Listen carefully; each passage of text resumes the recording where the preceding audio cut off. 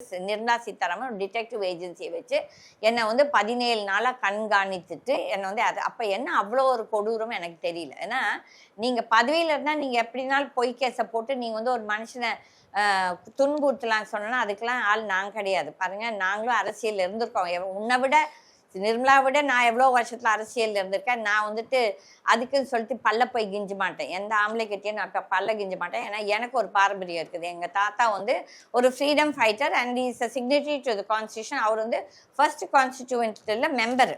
Okay, எனக்கு ஒரு family background இருக்குது. அதுக்குன்னு சொல்லிட்டு இவனுக்கிட்டலாம் போய் பல்ல கிஞ்சிட்டு பதவிக்கெல்லாம் நான் போக மாட்டேன். அதுவும் எஸ்பெஷலி பாஜகவில் வந்து அவங்களே சொல்கிறாங்க, எனக்கு தெரியும் எவ்வளோ ஃப்ரீடம் ஃபைட்டர்ஸ் குழந்தைகள்லாம் பெண்கள் இந்த மாதிரி எங்கள் கட்சியில் உங்களுக்கு பதவி வேணும்னா நீங்கள் இன்னாரோட படுக்கணும், அன்னாரோட பச்சையாக பேசுகிறேன். நான் இந்த பேச்சு நிறைய தடவை கொடுத்துருக்கேன். ஓகே, இது நான் இன்னைக்கு புதுசாக அவதூறாக பேசலை.